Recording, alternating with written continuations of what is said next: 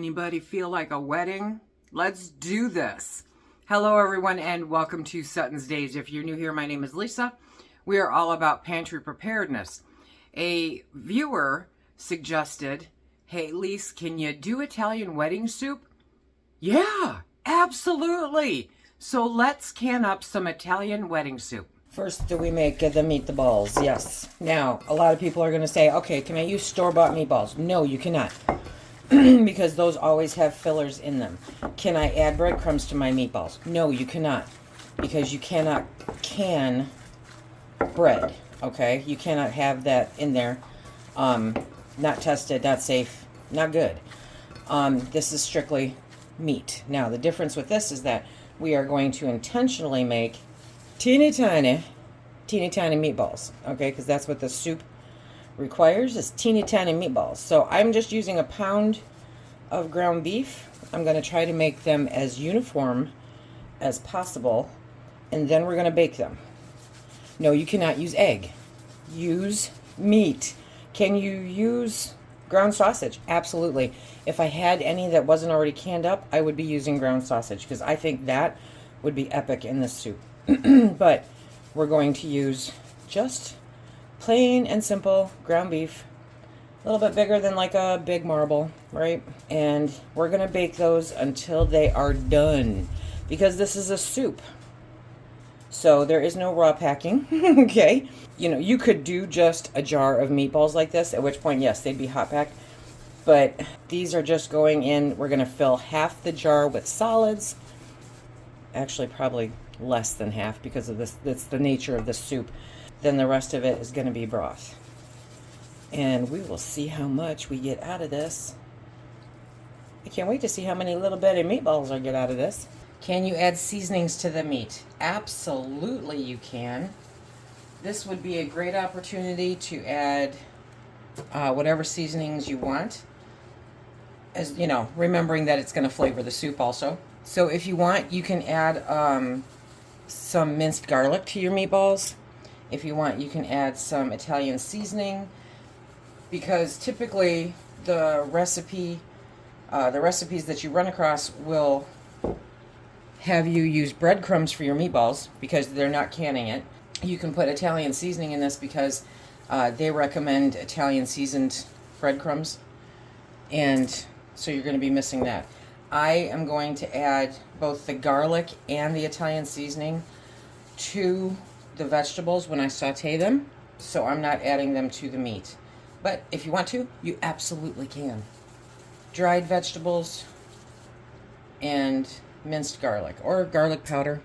Garlic powder would work too. I managed to get 56 mini meatballs out of 1 pound of ground beef. Now we're going to put this in the oven at 350. We're going to bake it until these are cooked. They're done. We are going to saute up all of these yummy vegetables. You want to dice up the celery, the carrots, the onions. Add a tiny little bit of olive oil to the pot. And now we're going to cook these down until the onions are translucent. You know, this is the base. This is the base for an amazing, amazing soup. We're also going to add the garlic and a little bit of Italian seasoning. The measurements for everything will be in the downloadable PDF that is linked down below. My website is being worked on right now, so I can't create a recipe card for you the way that I normally do, but I do have that PDF that you can download so that you can have a copy of the recipe to put in your canning book.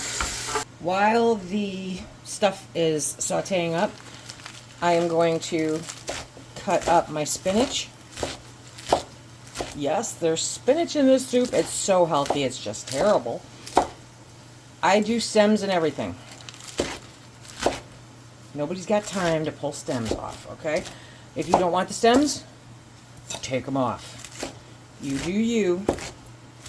But I figure if you're actually getting spinach into my face, I might as well do the whole kit and caboodle, right?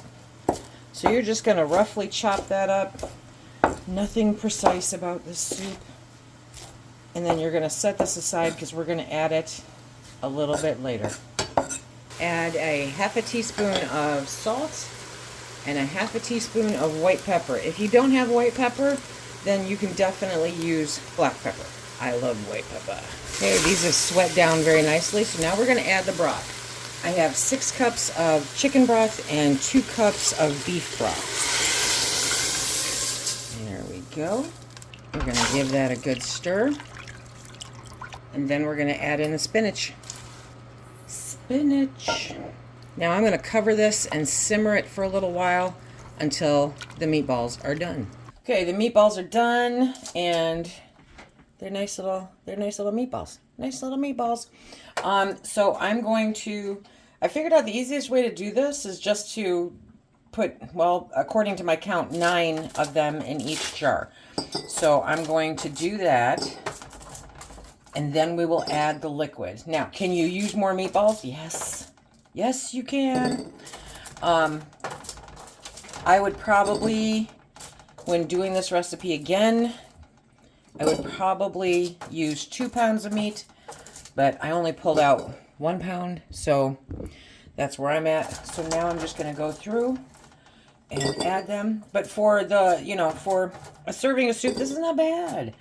That's not bad. And you would think that they kind of would come out like little pebbles, and I guess more so than they would if they were bigger meatballs, but these definitely cooked. They're cooked all the way through, which is why they're perfect for soup. And I have this little one left over. Yep, that's mine. Okay, so that's kind of like a well done burger. But full disclosure, I did have to walk away from a little bit. So I turned off the oven and they just finished cooking down in the heat. But now we're going to fill the jars. Okay, the soup is hot, which is good. I'm heating up my canner right now because you want hot jars going into hot water in the canner. So we're going to give that a good stir. And this is still going to be a nice chunky soup, which I am super happy about. Because when you open up this jar, typically Italian wedding soup is known for the pasta that's with it also, okay? And you cannot can pasta safely. Being a nice brothy soup, we are going to ensure that it has enough broth in it for the pasta when you reheat it. You're going to go to an inch headspace on your jars. This recipe is being done because a viewer asked me to do it. And I said, oh my gosh, I love that soup. That's a great idea. So this is my first time canning it also. So I may not get all of these jars, which means, guess what? I add meatballs. And I think that's the way it's going to go. So I'm going to be adding more meatballs. So for this recipe, we will determine how many.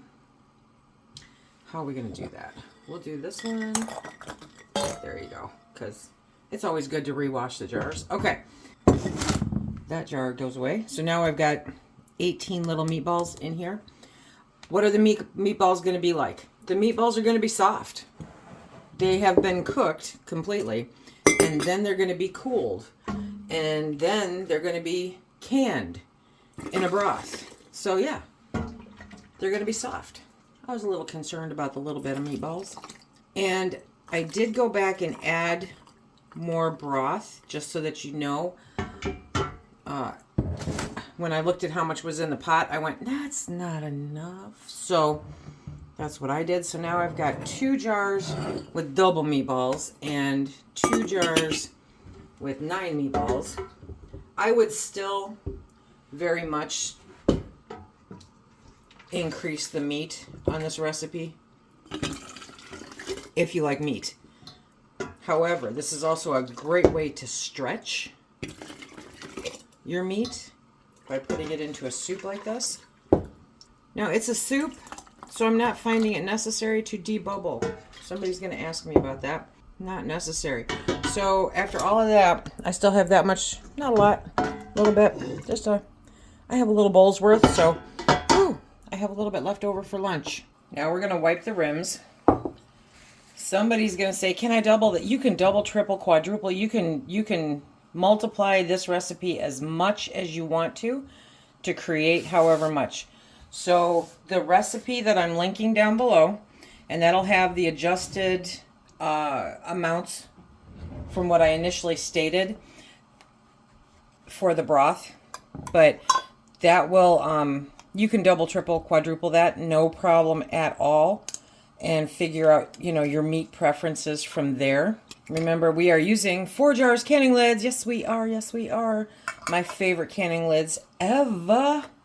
If you are interested in stocking up, which I highly recommend, then you can go to the link and use the code SuttonsDaze and you get 10% off. Now remember, same rules apply. These rings go on finger tight. Does not matter if there's rust on the ring, as long as you can get it on the jar. You don't want to crank it. The whole purpose of it is to allow the lid to stay on there, but to allow the air to vacate the jar. Another reason why headspace is so important, because that is part of the equation, ouch, when factoring that in. So we are going to get these into the canner, and I'm going to put the link down below, not only for the PDF, that you could, it'll be an automatic download for the recipe, but also to the National Center for Home Food Preservation, because canning quarts of soup, even with meat in it, is less time than canning meat. It is 60 minutes for pints, if you decide to can it in pints, or it is 75 minutes for quarts. And the elevation, your elevation will determine at what pressure that you can it for. Okay, so those are in. We're going to put the lid on, let it vent a steady stream of steam for 10 minutes, and then we will put our regulator on, and we'll can this up, and we'll see you when it comes out. Now comes the fun part. Okay, we're pulling them out. Oh yeah, perfect, perfect soup. And that is our Italian wedding soup. Now, all you have to do to heat this up is heat up the soup, add your pasta, and you have the entire meal there. Absolutely delicious. I am so grateful that this was suggested, because I truly enjoy this soup. You can see all the good stuff in there, right? All good. Oh yeah. We are going to be enjoying some soup this winter. If you love Italian wedding soup the way that we do, ooh, this is for you. Little meatballs in there and everything. Oh, it's fantastic.